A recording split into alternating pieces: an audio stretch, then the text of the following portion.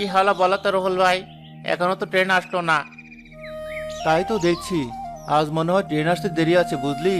চল আমরা ওখানে গিয়ে একটু বসি, যা গরম পড়েছে। হ্যাঁ হ্যাঁ, তাই চলো, গাছের ছায়ায় বসলে আরাম হবে। তা রুহুল ভাই, তোমার সেই বাড়িঘর ঠিক করার কি হলো? সামনেই তো আবার বর্ষাকাল। গরিবের আবার ঘর বাড়ি, টাকা পয়সা আর কোথায় জোগাড় হলো? এই বছর ওই ভাঙা ঘরেই থাকতে হবে। তা যা বলেছ, আমারও দেখো না, ছেলেটা সেই কবে থেকে একটা সাইকেল কিনে দিতে বলছে। তুমি বলো, বড়লোকদের মতো সাইকেল কেনার সাধ্য কি আমাদের আছে? ছেলেকে যতই বোঝায়, সে বুঝতে চায় না। ওরা তো ছোট রে ভাই, ওরা কি বুঝবে বল। ওই যে ট্রেনের বাঁশি বেজে গেছে। রুহুল ভাই, চলো চলো, আমরা এগিয়ে যাই।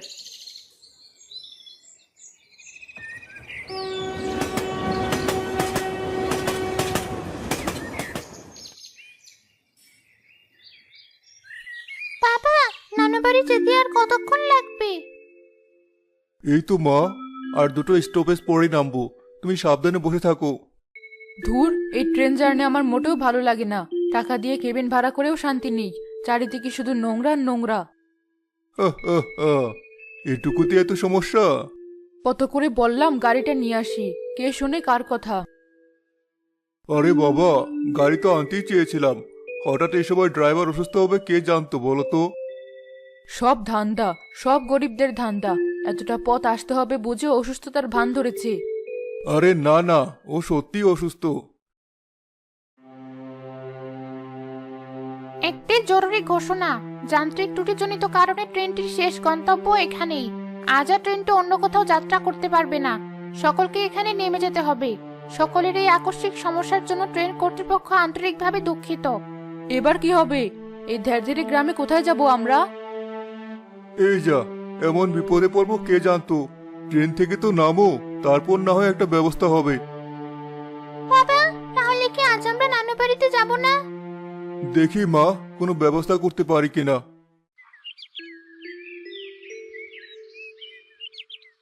দিন সাহেব, আমি আপনাদের ব্যাগপত্র নিয়ে যাচ্ছি।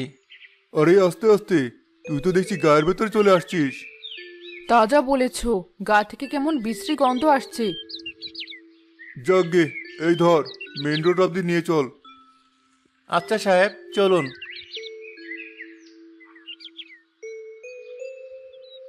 এই নে তোর টাকা। এ কি সাহেব, 100 টাকা? এত টাকা তো আমার কাছে ভাঙতি নেই। আরে আরে, আমার ভাঙতি লাগবে না, এটা তোর বকশিস, রেখে দে। আর হ্যাঁ শোন, আশেপাশে কি থাকার কোনো হোটেল আছে? কি যে বলেন সাহেব, এই গ্রামে হোটেল আসবে কোত্থেকে? দেখলে তো, এবার কোথায় যাব?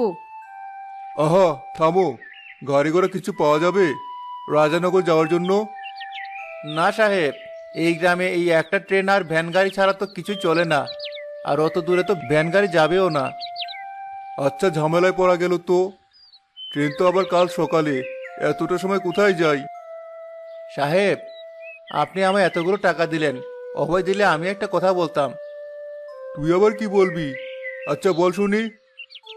আপনি চাইলে আজকের রাতটা এই গরিবের বাড়িতে থাকতে পারেন। অসম্ভব, পাশে দাঁড়িয়ে থাকতেই আমার অসুবিধা হচ্ছে, আর আমরা কিনা ওর বাড়িতে গিয়ে থাকবো? আহা সাইরা, এসব কি বলছো? তাহলে কি এখন এই রাস্তায় বসে থাকবো? থাকতে হলে থাকবো, তাও ওই গরিবের নোংরা ঘরে গিয়ে থাকবো না। ভাবি, আমার বাড়িতে থাকতে আপনার একদম কষ্ট হবে না। হোয়াট? কে কার ভাবি? এই কুলি, আমি তোর কিসের ভাবি? ম্যাডাম বল। আচ্ছা ম্যাডাম, আমার ভুল হয়ে গেছে। শোনো সাইরা, একটা দিনের তো ব্যাপার, একটা বেশ অ্যাডভেঞ্চার হবে, চলো গিয়ে দেখি। কি কি মজা! চলো না মা।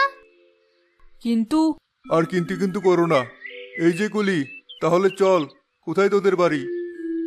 সাহেব, এই রাস্তাটার শেষ মাথাতে আমাদের বাড়ি। দাঁড়ান, আমি একটা ভ্যান ডাকছি।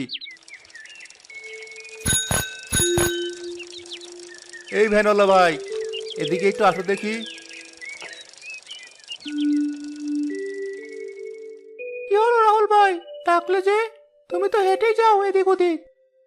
আরে বাবা, আমি না, এই যে সাহেবরা যাবে আমার বাড়িতে, চলো দেখি। উঠুন সাহেব, উঠুন ম্যাডাম। মামুনি, তুমিও ওঠো। তার মানে মেহমান এসেছে। উঠেন উঠেন, আমি রুহুল ভাইয়ের বাড়িতে নিয়ে যাচ্ছি। তা তুমি উঠবে না রুহুল ভাই? না ভাই, আমি হেঁটেই যাব। তুমি আস্তে আস্তে সাবধানে নিয়ে যেও। আমার পায়ের যা গতি, তোমার আগেই পৌঁছে যাব।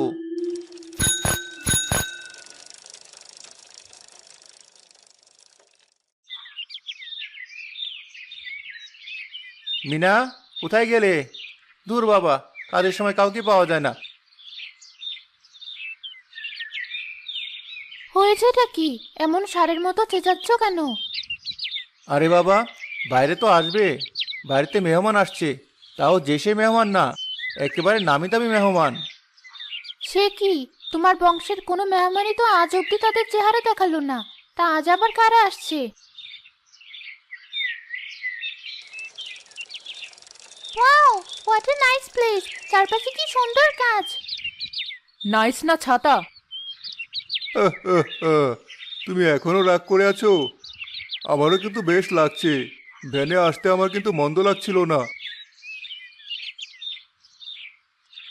আসেন সাহেব, এদিকে আসেন। কই গেলি মিনা? সাহেবদের সকালে খাবারের ব্যবস্থা করো। এইদিকে একটু শোনো। আবার কি হলো? সাহেব, আপনারা ঘরে গিয়ে বিশ্রাম করুন, আমি আপনাদের খাবারের ব্যবস্থা করছি। আচ্ছা, তোমার মাথায় কি কোনো বুদ্ধি শুদ্ধি নেই? ঘরে তো পান্তা ছাড়া আর কিছুই নেই। কি খেতে দেবো ওনাদের? তাই বলে মেহমানদের পান্তা দেওয়া যায় নাকি? ওটা রুটি ভেজে দাও। ফরমাইশ করলে কি সব পাওয়া যায়? ঘরে কি আটার চিহ্ন আছে যে রুটি বানাবো? ধুর, এই কোথায় নিয়ে এলে বলো তো? না, আসলে বোধহয় আসা ঠিক হয়নি। হয়নি তো, একটা এসি অবধি নেই ঘরে। পাগল হলে নাকি? ওরা এসি পাবে কোথায়? বেচারারা আমাদের কি খেতে দেবে তাই নিয়ে চিন্তায় পড়েছে, আর তুমি আছো এসি নিয়ে। কি করব? ঘরে এসি দূরে থাক, ফ্যানও নেই।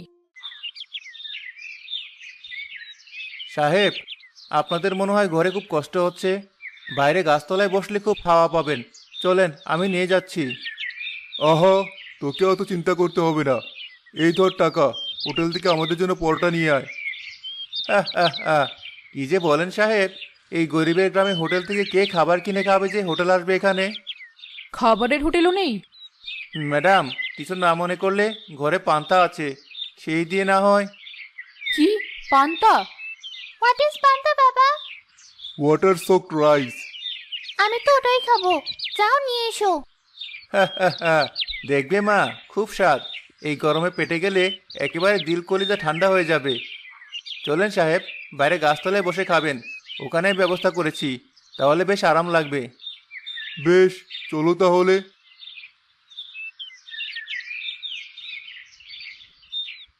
ঢং দেখে বাঁচি না। এত গরমে তো ঘরেও বসে থাকতে পারছি না। যাই, বাইরেই যাই।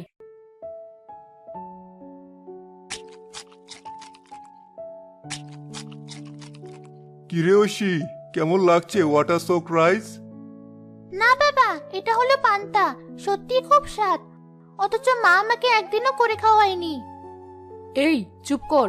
বাড়িতে কত টেস্টি খাবার খাস, আর শেষে কিনা এই পান্তা তোর ভালো লাগছে? আরে, তুমিও খেয়েই দেখো, খালি পেটে আর কতক্ষণ থাকতে হবে? হ্যাঁ ম্যাডাম, আপনি একটু খেয়ে নিন। না, আমার ওসব লাগবে না। এখান থেকে যেতে পারলে বাঁচি। সাহেব, এই বেলা তো আপনাদের খুব কষ্ট হয়ে গেল।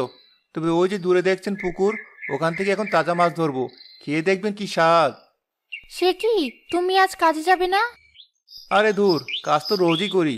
আজ সাহেবরা এসেছেন, আজকের কাজে যাব না। তুমি ভেতর থেকে বড় জালটা এনে দাও দেখি। তুমি খাবে না? না, আমি আর এখন কিছু খাবো না।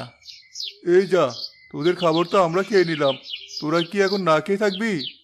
ও নিয়ে চিন্তা করবেন না সাহেব, আমরা গরিব মানুষ এবং না খেয়ে থাকা অভ্যাস আমাদের আছে। কিন্তু ম্যাডাম যে কিছু খেলো না, এ নিয়ে আমার চিন্তা হচ্ছে। তোকে চিন্তা করতে হবে না, তোর ম্যাডাম খিদে পেলে ঠিক খাবে।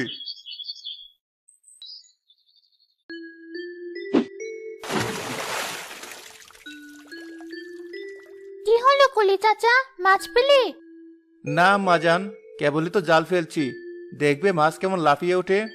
সত্যি, এমন গ্রামীণ পরিবেশ আমার তো খুব ভালো লাগছে।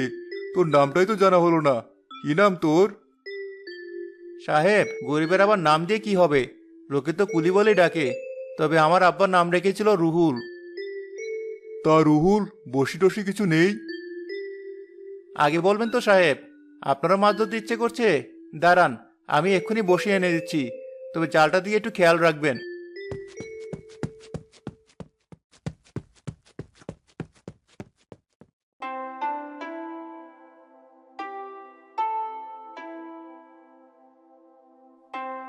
কত মাছ উঠেছে! দেখছে তো আম্মাজান, কত মাছ! বলেছিলাম না আমার পুকুরে অনেক মাছ। হ্যাঁ, তাই তো দেখছি। বাবা, তুমি মাছ পাওনি? না মা, একটা মাছও পাইনি। মন খারাপ করবেন না সাহেব, এখন বাড়িতে চলেন। আমার বউ মাছগুলো খুব ভালো করে রাঁধবে, আপনারা পেট পুড়ে খাবেন। চলো আম্মাজান।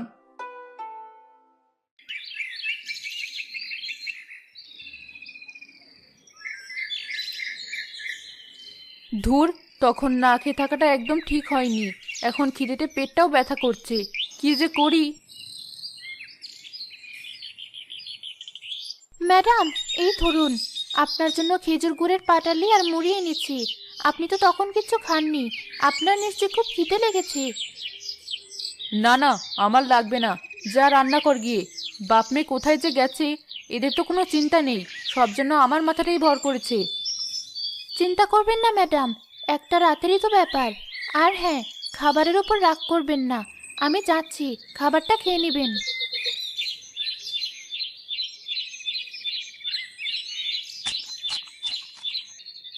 কি খিদে যে লেগেছে! সকালে একবার না খেয়ে যে ভুল করেছি, তা আর করা যাবে না।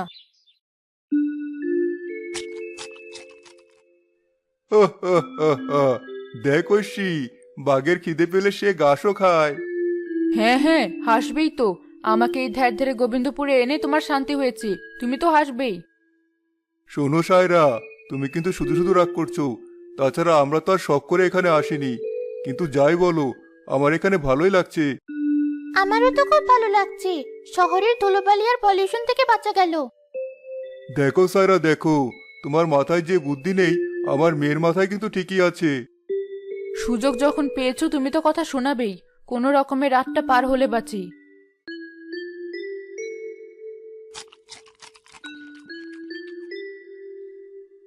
বাহ রুহুল, তোর বউয়ের হাতে রান্না তো দেখছি আসলে খুব ভালো। অনেকদিন পর খাওয়া একটু বেশি হয়ে গেল। কি যে বলেন সাহেব, এটাই তো খাওয়ার বয়স। এখন একটু না খেলে শরীর চলে নাকি? এই মিনা, সাহেবকে আরেকটু ভাত দাও। আরে না না, আর খেতে পারবো না। সত্যি, আজকের দিনটা খুব ভালো কাটলো। কিরে ঐশী, তাই তো? হ্যাঁ বাবা, আমার তো মনে হচ্ছে এখানেই থেকে যাই। কি সব কথা ঐশী? তোর পড়ালেখার কথা মাথা থেকে সরে গেছে তাই না? এই গ্রামে এসে থাকতে চাচ্ছিস? ওকে আবার বকছো কেন? ছোট মানুষ, শখ করে একটা কথা বলেছে। এখন তো ছোট ছোট শখ করছে। এসব ছোট লোকের সাথে মিশলে দুদিন পর আমাদের মাথায় ছোট করে দেবে।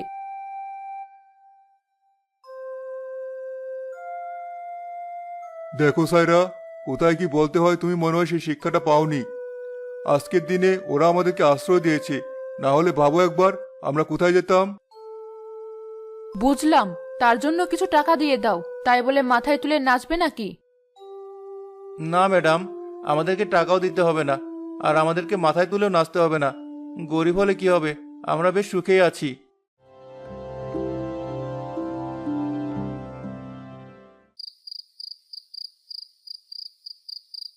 রুহুল, আমাদেরকে তো ডেকে আনলি, তোর ঘর তো মোটে একটা।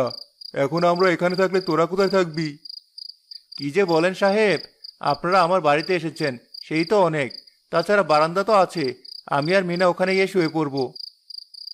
সে কি, তাই বলে বাইরে শুবি? আমাদের সমস্যা হবে না।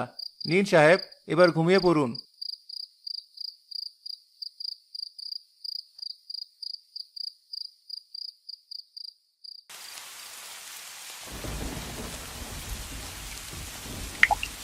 এ কি, পানি পড়ছে কোথা থেকে? এই রাকিব, ওঠো, দেখো কি কাণ্ড! কোথায় এনে ফেলেছো?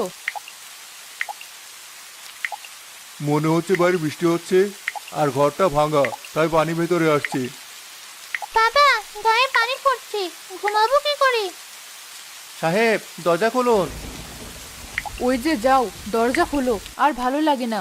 ভেবেছিলাম ভালোই ভালোই রাতটা পার হলে বাঁচি, এখন রাত পার হওয়ারও নাম নেই।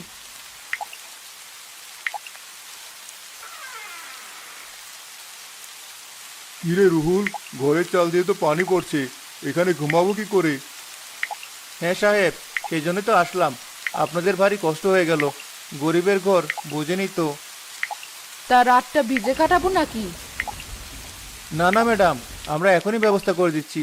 এই যে বড় পলিথিনটা খাটের উপর টাঙিয়ে দিলে বিছানায় আর পানি পড়বে না। আমাদের কিনা পলিথিনের নিচে ঘুমাতে হবে? সাইরা, এত বাড়াবাড়ি করো না তো। ভোর 7টায় ট্রেন, এখন তো রাত 3টে বেজেই গেছে, খুব একটা সমস্যা হবে না। নে রুহুল, পলিথিনটা টাঙিয়ে দে।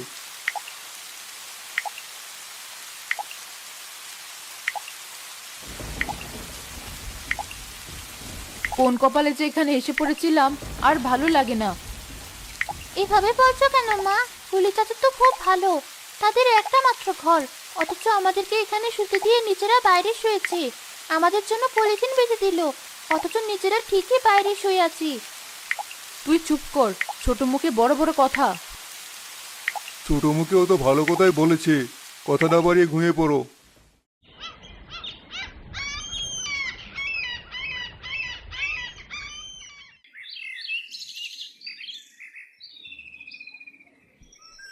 নে রুহুল, এটা রাখ।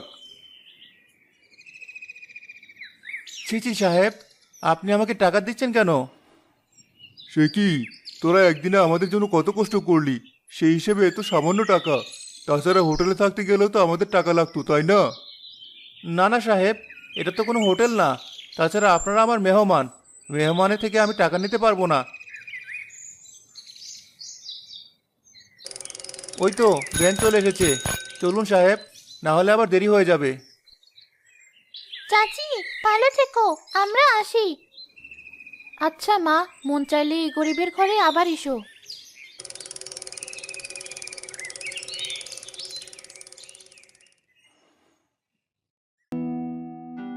আরে, আমার গলার চেইন আর কানের দুলগুলো কোথায় গেল? সে কি, ওসব আবার কোথায় যাবে? ভালো করে দেখো। না না, কিচ্ছু নেই। এবার বুঝেছি ওই গরিবের বাচ্চাগুলো কেন টাকা নিল না। ওদের তো অন্যদিকে চোখ, ওরাই আমার গয়না চুরি করেছে। এসব কি বলছো? ঠিকই বলেছি, খুব তো প্রশংসা করছিলে, এবার দেখলে তো। হায় হায়, লোক চিন্তা আমি এত বড় ভুল করলাম।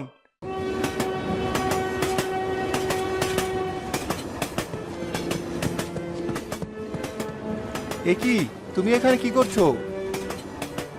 আরে দেখো না, ম্যাডাম এই চেইন আর দুলটা খাটের উপর রেখে এসেছিল, সেটা দিতেই তো আসলাম। হায় হায়, এ তো অনেক দামি জিনিস, এগুলো ওনাদেরকে ফেরত দিতেই হবে।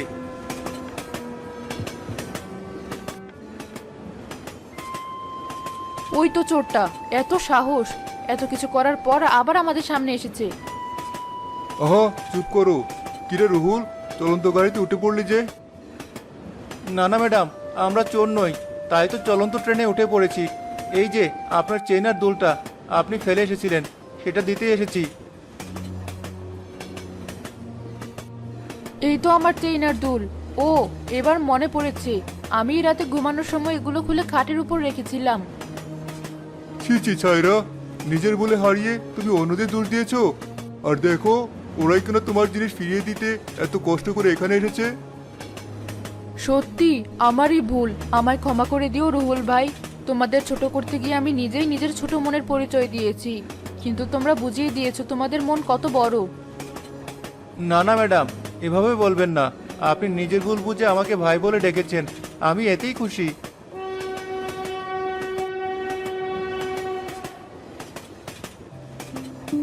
ভাই, তুমি আমাকে ম্যাডাম না, ভাবি বলেই ডাকো। আর পারলে আমাকে ক্ষমা করে দিও। বেশ, তাহলে কিন্তু আবার এই গরিবের বাড়িতে আসতে হবে ভাবি। না, এবার তোমরা আমাদের বাড়িতে যাবে। কি হলো, তুমি কিছু বলো। ঠিক ঠিক, সত্যি রে রুহুল, আজ তুই প্রমাণ করলি শুধু রক্তের না, আত্মারও আত্মীয় হয়। এবার তোরাই আমার বাড়িতে যাবি। কিন্তু রুহুল চাচা, ট্রেন তো চলছে, তুমি কি করে নামবে? চিন্তা করো না আম্মা জান, পরের স্টেশনে নেমে যাব। এটুকু সময় তোমাদের সাথেই থাকি।